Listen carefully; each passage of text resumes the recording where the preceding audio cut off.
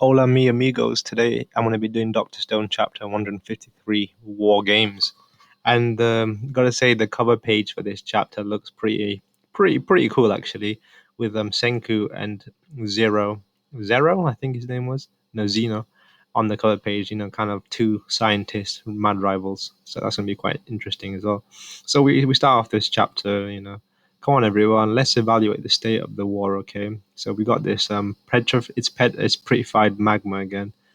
By the way you're talking, yeah. By the way you're talking, almost too polite. It's freaking me out. Shut up, you freak trap, or I'll kill you dead. You show your true colors in 5 seconds flat. Trying to commit to the little act a little longer. No way. I'm out to kill that piece of crap they call Doctor Zeno. That's the way. Okay, so yeah, Magma's acting. It looks pretty funny, and I gotta say, this panel of him he looks pretty stupid. So yeah. We come here for corn, and Dr. Xeno's the guy with all the corn. So the quickest solution is to kill the guy. Is kill your favorite word? I gotta say, yeah, killing him would be the quickest solution. But in terms of firepower, they've got way more firepower. And even though they do have a weapon, which is the pistol, it's not really that it's quite primitive in terms of like pistols, like machinery, and they've got machine guns as well, so they're pretty outgunned anyway. We're hoping to make use of that gun on your hip, yo. The three of us can take out the problem real quick. And this is no reckless rampage, it's a well thought out strategy. Everyone's sure to thank us in the end. And we've also got to think how many people does Dr. Zeno have in his group, I guess. So far we know there's two of them, but there might be more, so we don't really know for now anyway. What kind of numbskull think they can face a machine gun head on? Yeah, we got our gun of our own. Too bad theirs has about 10 billion times more firepower. It'd be another story if the enemy was willing to wait around while we built our gunpowder factory, right? Let's evaluate the state of the war. The exact line, but it's much more inspiring. Haha. Go on, this reminds me of some kind of board game. Who's this guy anyway? I don't remember this monkey looking guy. Who is this guy? I actually don't know who this is. Who is this guy? What? All right. Is this for war planning? It makes our positions abundantly clear. So do we know where the enemy is? We can guess the direction thanks to Chrome's call earlier, but get a rough sense of distance and timing. So this is quite nice. They made like a quick board, and it's kind of like a meeting of generals, kind of discussing war strategy. But they must know where we are too. Maybe we ought to take the Pegasus and scram. The enemy has a spy plane, so that'd be pointless. In fact, sailing away would cut us off from land-based escapes. Hmm. Yeah, that's what I was thinking. Hyoga, if you were Dr. Zeno, how would you approach this? I'd build a pirate vessel. Okay, so yeah. Okay, so Hyoga's got approach as well. Assuming the enemy is capable of that, given their clear firearm advantage, they should use a small, quick craft to board us and take control just like that. A much larger vessel is sitting duck. In modern times, that's how real pirates operated. Or they'll use the spy plane to learn the Pegasus' exact location and wipe us out from the air. Ha, exactly. If they come from us above, then so be it, a dogfight. Maybe we may be formidable in close combat, but we're earthbound. Given their one-sided supremacy over the skies, we wouldn't stand a chance in a dogfight, aircraft versus aircraft. We're turning the Pegasus into an aircraft carrier. Oh, interesting. Okay, okay. So with this, they're turning this ship into a carrier. Okay, that's kind of like those naval bases. All hands on deck for this quick reconstruction project. Wow, we must really be building a runway on this deck. Will it actually allow us to fly?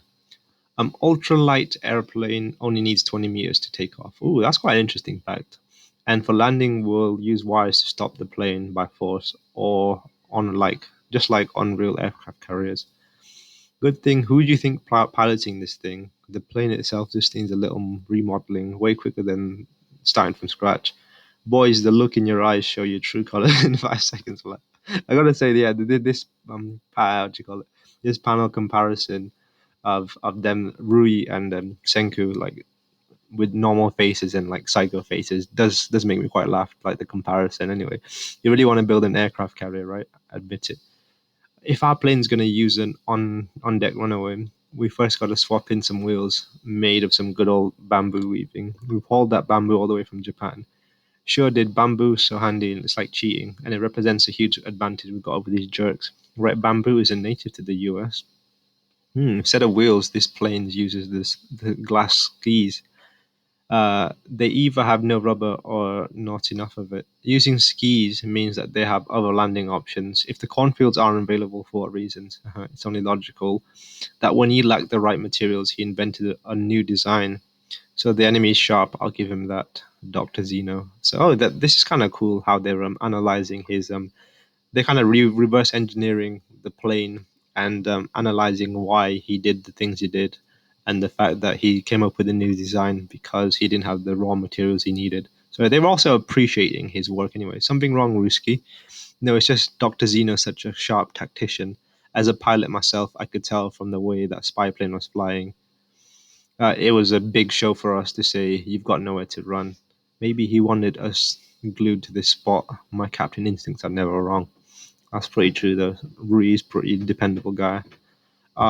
No, they cannot. No, they cannot escape. Hence, the reason why we deployed the spy planes to discourage them. Are we going to hunt them down with this plane and beat them into submission?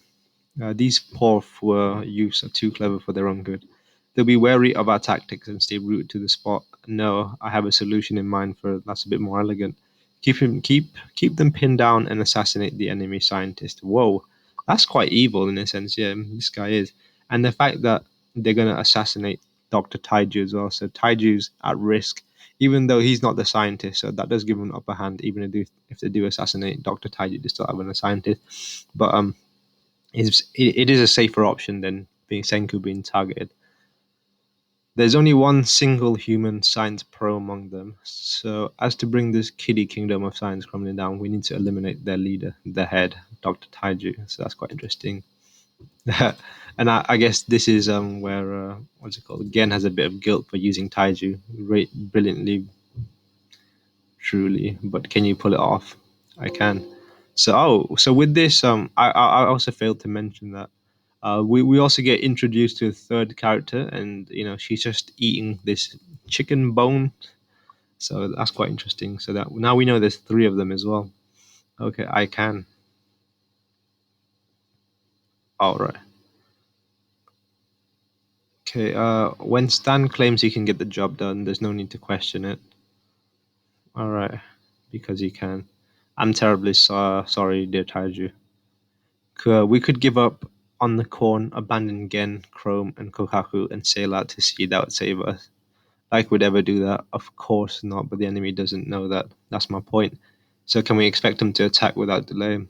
That's where our manners. Let's make our host do all the work, while we take the fight to them instead. A small elite unit in that case, since Dr. Zeno is the source of their science. Tosuka, Hyuga, and Yoko. Suika. Okay, that's quite a nice unit, indeed. Neither side can move its base of operations. Neither side can flee. It's a science siege that could turn into from a one side win. It's got to put the other leaders in checkmate. Science of kingdom versus kingdom of science battle. So this is going to be quite interesting because this guy, I forgot what his name is, but the soldier guy, he's an ex-soldier, so he has like real combat experience, and so he's quite used to this kind of stuff. Whereas on the other hand, Tozuka, he's meant to be the strongest high schooler of all time, so I'm guessing in terms of brute strength that he might win, but in terms of just general combat, I reckon the soldier, because he has the machine gun as well. It's going to be quite hard for them to beat his machine gun because of the superior firepower. But interesting indeed. This feels like a game of a war game, or tacticians, moving your units around. So that's going to be quite interesting to see how this plays out. But I do like the way this arc is being what do you call it, being executed, and I definitely like where the story direction is going, because and also I feel like Tosuka would hate people like this, because this is exactly who he didn't want to revive. Like, these are the kind of people, so this kind of goes strongly again, right? This kind of strongly proves his point, so he's obviously going to be quite invested in this. And let's see what we still don't know how trustworthy Hyuga is going to be, because he's only been recently revived, and he was the enemy of everyone at one point. So he could still betray us, but nevertheless, let's see where things go. But I'm definitely enjoy this chapter a fair bit. So yeah, I'm looking forward to the next chapter hold in store for us.